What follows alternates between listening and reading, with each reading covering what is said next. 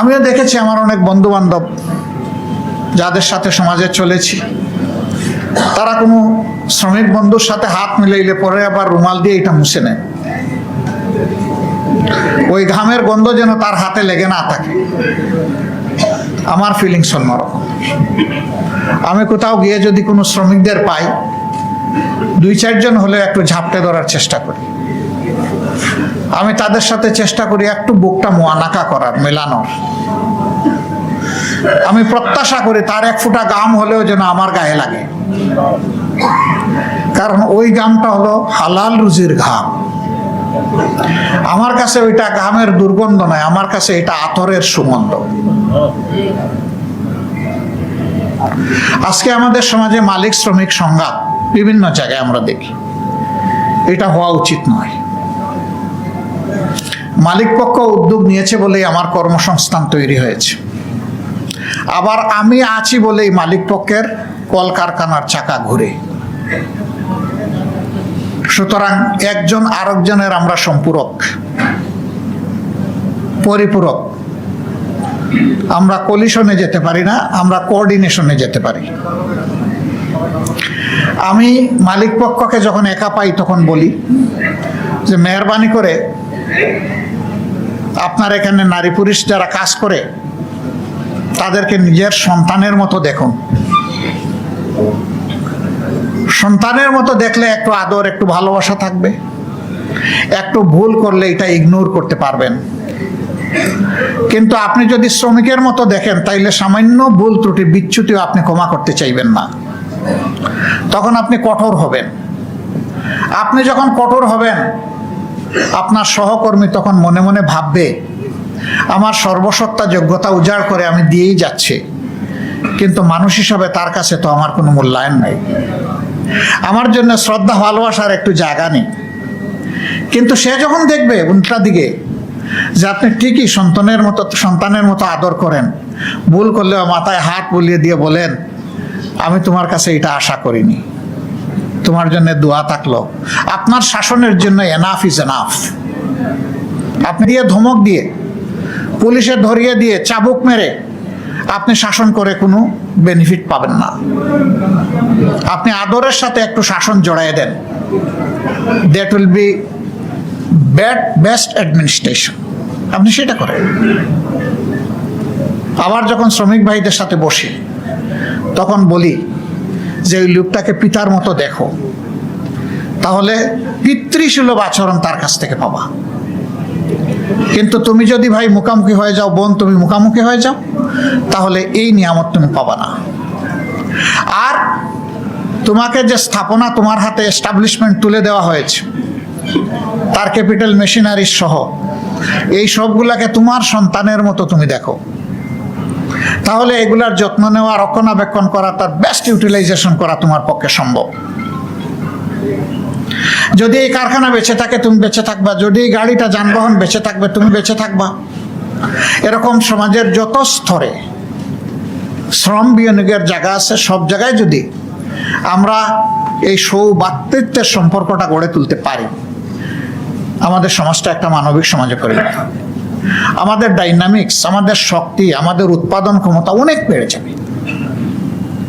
কিন্তু যখন একজন শ্রমিক দেখে না আমার কাজের মূল্যায়ন হয় আমার শ্রমগণ্ঠা দিয়ে, আমার ওয়ার্ক ডেলিভারি দিয়ে, তখন সেও গড়ির দিকে তাকাইতে থাকে কখন আমার সময়টা শেষ হবে। এখানে বাড়তি কিছু থাকে না।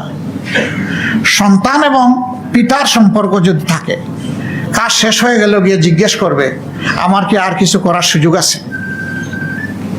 হয়তো সুযোগ নাই, তিনি স্নেহভরে একটা হাসি দিয়ে বলবেন আলহামদুলিল্লাহ যথেষ্ট হয়েছে, এখন বিশ্রামে যাও, আগামীকালকে ইনশাল্লাহ আবার দেখা হবে।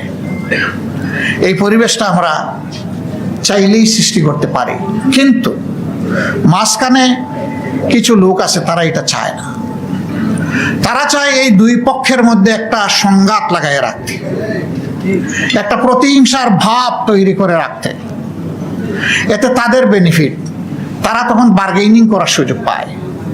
বার্গেনিং শ্রমিকদেরকে, কর্মচারীদেরকে বেনিফিট দেওয়ার জন্য নয়, বার্গেনিং তাদেরকে বিক্রি করে নিজের বেনিফিট আদায় করার জন্য। এবং এর ফলে আমাদের প্রত্যেকটি উদ্যোগ আমরা দারুণ চ্যালেঞ্জের মুখে পড়ি, কখনো কখনো ব্যর্থতায় পর্যবসিত হয়। ওই উদ্যোগ যখন ব্যর্থ হবে তখন আপনিও ব্যর্থ, আপনারও জায়গা নাই আর কাজ করার। কিন্তু ওই ধূর্ত লোকগুলা কিন্তু হারায় না, হারিয়ে যায় আমাদের সাধারণ শ্রমিকেরা। ইসলাম সেই কল্যাণের বিধান সব জায়গায় ঢুকাতে চায়, অন্তর্ভুক্ত করতে চায়। আজকে আমি এমন সব ভাগ্যবান মানুষদের প্রতিনিধিদের সামনে আছি যাদের সম্পর্কে আল্লাহ রসুল বলেছেন, সমাজের বিত্তশালী লোকদের চাইতে গরিব লোকেরা, দিন আনে দিন খায় লোকেরা, রক্ত পানি করে ঘাম জড়ানো লোকেরা, ওই সম্পদশালী লোক ইমানদার হওয়া সত্ত্বেও তার 500 বছর আগে এই লোকগুলা আল্লাহর জান্নাতে প্রবেশ করবে। বিশাল সৌভাগ্যের ব্যাপার। আমি সব সময় বলি, সমাজে চলতে গিয়ে দুই শ্রেণীর মানুষের সাথে যখন মিশার সুযোগ পাই, সানন্দে আল্লাহ তাআলার শুকরিয়া আদায় করি। এক শ্রেণী হচ্ছে শিশু, তারা নিষ্পাপ, ওদের সাথে হাত মিলালে মনে হয় যেন গুনাহ ঝরছে। আরেক শ্রেণীর মানুষ যারা ঘাম জড়িয়ে হালাল রুজি করে, তারা। শ্রমিক কল্যাণ ফেডারেশন, নাম দেখেন, শ্রমিক কল্যাণ ফেডারেশন। এটা শ্রমিকের কল্যাণে কাজ করবে, প্রকৃত কল্যাণে কাজ করবে। দুটা কল্যাণ, একটা হচ্ছে প্রত্যেক শ্রমিককে মানবিক অনুভূতি জাগিয়ে তুলে তার মাঝে নৈতিকতা তৈরি করা।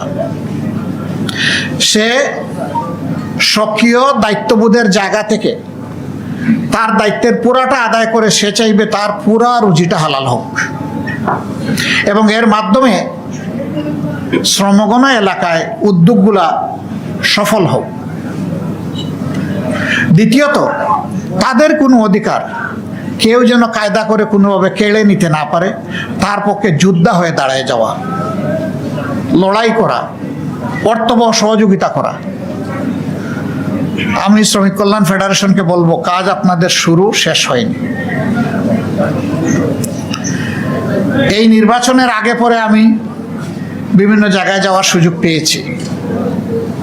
আমি তাদের চোখে মুখে মুক্তির একটা আকাঙ্ক্ষা লক্ষ্য করেছি। একটা জায়গায় খুবই প্রেস্টিজিয়াস জায়গা, খুব সেন্সিটিভ জায়গা, সেখানকার স্বল্প আয়ের চাকরিজীবী যারা, তারা বললো এখানে দাসত্ব প্রথা চলে। আপনারা যদি তাদের বাসায় ক্ষমতায় যান, আমরা ক্ষমতা বলি না, আমরা বলি দেশ সেবার সুযোগ, আপনারা যদি ক্ষমতায় যান তাহলে এই বিষয়টা দেখবেন।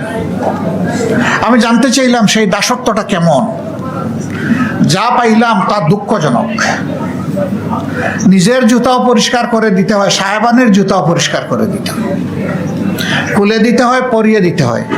যাকে দেওয়া হচ্ছে তিনি তরুণ, যিনি দিচ্ছেন তিনি বঞ্চ একটু বয়স্ক। সবই তো উলট পালট হয়ে গেল, মানবতা থাকলো কোথায়? হ্যাঁ, কোনো বয়স্ক মানুষ, কোনো সমস্যাগ্রস্ত মানুষকে যদি কেউ স্বেচ্ছায় এরকম এগিয়ে আসে, খুশি হয়ে সাহায্য করতে, আলহামদুলিল্লাহ, সে আল্লাহর দরবারে সম্মানিত হবে। কিন্তু সে স্বল্প আয়ের মানুষ বলে আমার এবং আমার ওয়াইফেরও জুতার সমস্ত ধুলাবালি তাকেই পরিষ্কার করে দিতে হবে, তার বয়স যাই হোক না কেন। এটা হীনমন্যতা, এটা কখনো মানবতা হতে পারে না। আমরা ওই সমাজটা পাল্টাতে চাই। আমরা একটা কেয়ারিং সোসাইটি, একটা দরদি সমাজ গড়তে চাই, যেখানে প্রত্যেকটা মানুষ প্রত্যেকটা মানুষকে সম্মান করবে, ভালোবাসবে। তিনি আমার পরিচিত হোক অপরিচিত হোক, for me enough, he or she is an human being. আর কিচ্ছু লাগে না আমার, যে তিনি একজন মানুষ, এতটুকুই আমার কনসিডারেশনের জন্য, তাকে সম্মান করার জন্য যথেষ্ট। আল্লাহকে ভয় করলেই কেবল এটা সম্ভব, অন্যভাবে সম্ভব নয়। আল্লাহকে ভয় করা প্রত্যেকটি মানুষ, তার ফিলিংস হচ্ছে আমার চাইতে বাকি সবগুলো মানুষ ভালো, আমি দুর্বল তাদের মধ্যে, আমি গুনাহগার তাদের মধ্যে। এই ফিলিংস যার থাকবে তার দ্বারা সমাজ যুগে যুগে উপকৃত হবে ইনশাআল্লাহ। শ্রমিক কল্যাণ ফেডারেশনের হাত ধরে শ্রমিক অঙ্গনে সেই পরিবেশ তৈরি হোক, সেই মানুষ তৈরি হোক, আমরা দোয়া করি। এবং তাদের আউটস্ট্যান্ডিং ক্যাপাসিটির কারণে যারা উদ্যোক্তা মালিক পক্ষ আছেন, তারাও আরো বেশি মানবিক এবং দায়িত্বশীল হন তাদের সহকর্মীদের প্রতি, কারখানার প্রাণ শ্রমিকদের প্রতি। আমরা সে দোয়াটুকু আল্লাহর দরবারে করি।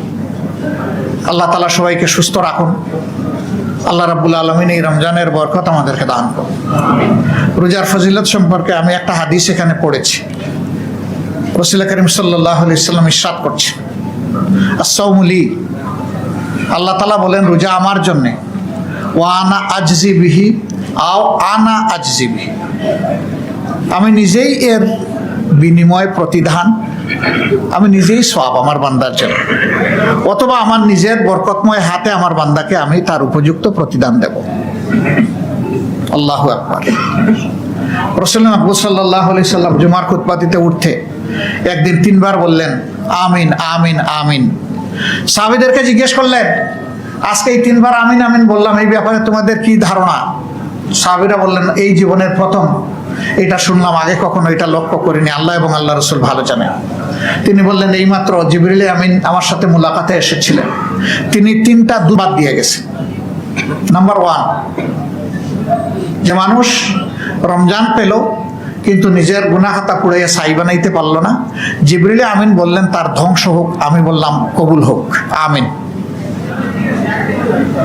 এরপরে তিনি বললেন ওই লোক ধ্বংস হোক যে রাসূল করিম সাল্লাল্লাহু আলাইহি সাল্লামের পবিত্র নাম শোনার পরে তার প্রতি শ্রদ্ধা নিবেদন করে, দরুদ পেশ করে না, আমি বললাম আমিন।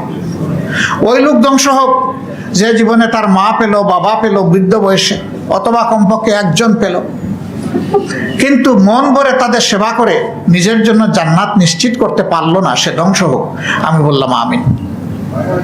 3টা বিষয় সমাজে খুবই সিগনিফিক্যান্ট। সম্মানিত ভাইয়েরা, রোজা যেন আমাদের জন্য ধ্বংস হয়ে না আসে, এই রোজা যেন আমাদের জন্য রহমত হয়ে এই জমিনে থাকে, আমাদের অন্তরে ঢুকে। আল্লাহ তৌফিক দান করুন।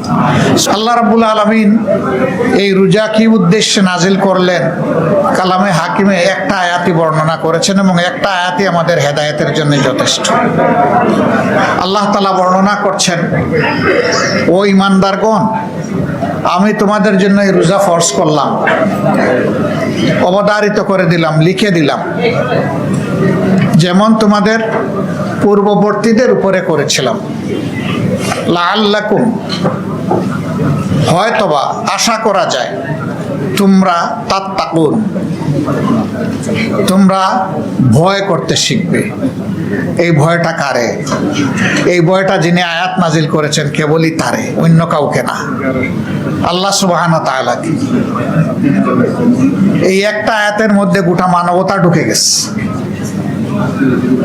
একজন মানুষ আল্লাহর দেওয়া বিবেক, বুদ্ধি, জ্ঞান, তার যোগ্যতা অনুযায়ী সে যদি শুধু চিন্তা করে যে আমি কি, আমার আজকের এই অস্তিত্বের বাস্তবতা কোথায়, তখনই সে চলে যাবে তার মওলার মেহেরবানির কাছে, যে আল্লাহ তাআলাই তাকে পয়দা করে আজকের এই পর্যায়ে নিয়ে এসেছে। আল্লাহ তাআলাই সমাজে আজকে তাকে এমন একটা অবস্থান তৈরি করে দিয়েছে, যখন সে আল্লাহ তাআলার নিয়ামতের করার স্মরণ করবে, স্বাভাবিকভাবেই আল্লাহর প্রতি তার আনুগত্য, তার কমিটমেন্ট, অঙ্গীকার বেড়ে যাবে। আল্লাহ রাব্বুল আলামিন আমাদেরকে হুঁশিয়ার করে দিয়ে বলেছেন, বান্দারা, তোমাদের সৃষ্টি, তোমাদের বেড়ে ওঠা, তোমাদের চলন, তোমাদের বলন, তোমাদের বেঁচে থাকা, তোমাদের এগিয়ে যাওয়া, তোমাদের পিছিয়ে যাওয়া, তোমাদের চতুর্দিকে দৃশ্যমান অথবা অদৃশ্য যত নিয়ামত রাজি আমি তোমাদের খেদমতের জন্য, সেবার জন্য দান করেছি, মনে রাখবা হাসরের দিন একটা একটা করে তার জবাব তোমাদের কাছ থেকে আমি নেব। তোমরা এই নিয়ামতের কৃতজ্ঞতা আমার প্রতি আদায় করেছিলে কিনা? বাতাস আমরা চোখে দেখি না, কিন্তু অনুভব করি। একটা বদ্ধ ঘরে সব দিক থেকে এয়ার টাইট করে যদি কাউকে রেখে দেওয়া হয়, কিছু সময় ঘরের ভিতরে যে অক্সিজেন আছে এইটা সে টেনে মোটামুটি স্বস্তির সাথে বেঁচে থাকবে, কিন্তু একটা সময় পরেই তার সাফোকেশন শুরু হয়ে যাবে, শ্বাসরুদ্ধ একটা অবস্থা সে অনুভব করবে। তখন সে একটা ছিদ্র হলেও ওইটা দিয়ে শ্বাস টেনে বাঁচার চেষ্টা করবে। কিন্তু আমরা যখন মুক্ত আকাশের নিচে থাকি, মুক্ত পরিবেশে থাকি, তখন আল্লাহর দেওয়া এই শ্বাসের, এই অক্সিজেনের, এই বাতাসের কোনো মূল্য মর্যাদা আমরা বুঝতে পারি না। করোনা এসেছিল 19 সালে, এরপরে আবার এসেছে 21 সালে। 2 দফা গোটা বিশ্বকে চুবিয়েছে, আমাদেরকেও চুবিয়েছে। অক্সিজেন কি জিনিস তখন বোঝা গেছে। বহু হসপিটালে রোগীদের এত রাশ ছিল, ভিড় ছিল যে সেখানে ঠাই নাই অবস্থা। মানুষগুলো অসহায়, যাবে কোথায়? বলছে রাস্তায় হলে আমাকে একটা সিলিন্ডার সাথে যুক্ত করে দেন, আমি একটু শ্বাস নেই, একটু বাঁচার সুযোগ নেই। তখন বোঝা গেছে অক্সিজেন কি জিনিস। এরকম একটা জিনিসের শুধু উদাহরণ দিলাম, যেটা আমরা দেখি না, যেটা কিনতে হয় না, যেটা আল্লাহ অটোমেটিকলি আমাদেরকে সাপ্লাই ভরপুর করে রেখেছে। এই সূর্যের আলো, আকাশের বৃষ্টি, আকাশের স্বাদ, মাটির বিছানা, মাটির বিছানায় অসংখ্য সম্পদ রাজি আল্লাহ তাআলা আমাদের জন্য তৈরি করে দিয়েছেন। আল্লাহ বলছেন আমি এই সবগুলার হিসাব নেব। যিনি সবগুলার হিসাব নেবেন, হিসাব দেওয়ার ভয় যাদের অন্তরে থাকবে, অবশ্যই আল্লাহ তাআলাকে তারা ভয় করবে। এই যারা ভয় করবে তাদের হাতে মানুষ তো অবশ্যই, আল্লাহর সমস্ত সৃষ্টি নিরাপদ। আল্লাহর হাবিব বলেছেন একটা পিঁপড়াকে অপ্রয়োজনে তার গায়ে হাত দিবে না, তাকে খুন করবা না, হত্যা করবা না, পায়ের তলে দলন পীড়ন করবা না। কারণ ওই পিঁপড়ার জীবন তুমি দিতে পারবা না, জীবন তুমি নিতেও পারবা না। যেহেতু তুমি জীবন দিতে পারবা না, জীবন নেওয়ার অধিকার তোমার নাই।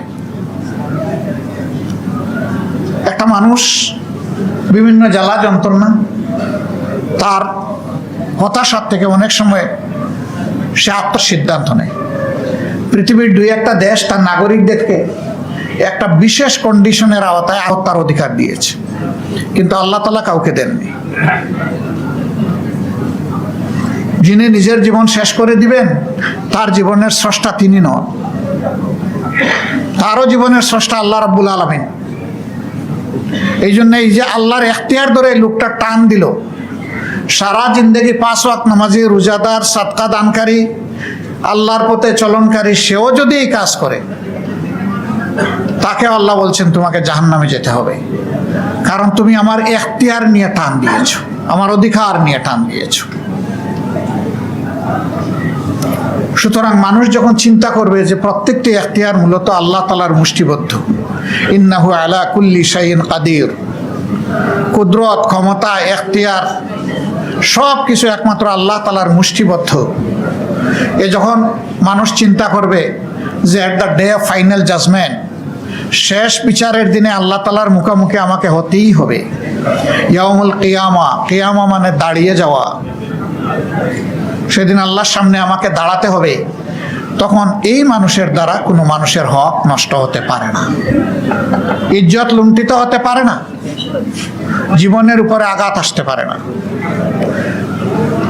অতএব আল্লাহ তাআলা চান যে মানুষ যেন কেবলই তাকে ভয় করে, আর আল্লাহ যেভাবে তার বিধানে বলে দিয়েছেন সেইভাবে যার সম্মান পাওনা তাকে সম্মান করবে, যার ভালোবাসা পাওনা তাকে ভালোবাসবে।